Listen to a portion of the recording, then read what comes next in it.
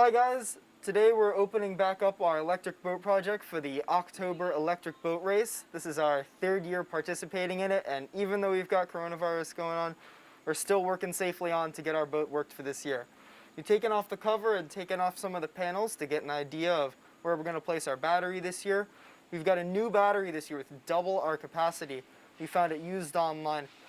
So even though the race is going to be the same distance, we're going to be able to push our motor even faster. So we were conservative last year with making sure that we didn't drain too much of the battery too fast because we were still learning about it. But now we're going to be able to fully open up our motor and really clock in.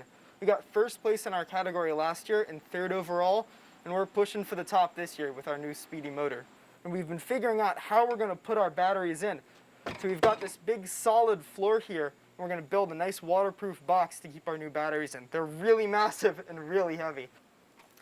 One of the things we're going to be working on for this year's project is a better throttle control system. So in the past, we've actually used this little device with just a knob on it, and it's used normally as a servo tester.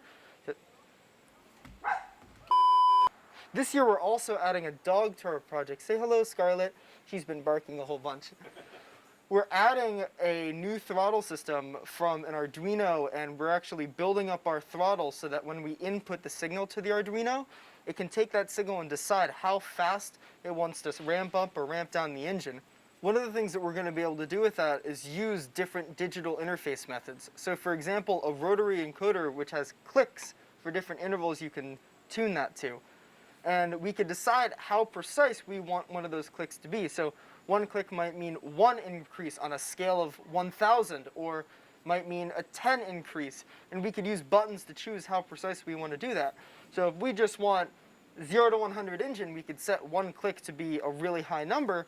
Or if we're trying to match like a targeted voltage, we can select it and kind of tune up or down 1 intervals or 1 clicks, which allows us to get really fine precision that we can't get with just an analog turning knob. Which when we're trying to maximize the efficiency and go as fast as we can over this distance, it's really important to be able to tune to those specific voltages. So we're going to be having displays and interfaces telling us what each one of the different cells is at and what the batteries are at. And as it decreases slowly over time, we'll be able to decide, all right, we've only got a mile left in the race. We've got all this power left in the battery. Now we can open it up and go through. Or we're right at the start of the race and we want to kind of conserve at the beginning, but still get enough power to, keep up and keep ahead in the race. So it's really going to allow us to get nice fine precision control of our throttle. So the difference between this is that we're actually going to be writing code to interface with the digital inputs on our Arduino device. So rather than have it measuring a voltage, it takes that signal and then can do different sets of math with it. So you could write an equation to match it to a particular acceleration curve or something like that. But it's going to be taking in the digital input from the Arduino pins. Then it can process and do whatever we want it to do, and then outputting the digital pulse width modulation signal to our speed controller, which drives our motor. One of the cool things about this race is that it brings electric boat and electrical engineer enthusiasts from all across the market of different interests and levels, including professional firms, which are using this race as a platform to test their prototypes before they actually go out to market. So we're stuck up against some pretty big competition. Last year, one of the professional teams from one of the firms in our category had electrical problems, which allowed us to get some headway and finish the race like that. So we're up against some pretty stiff competition.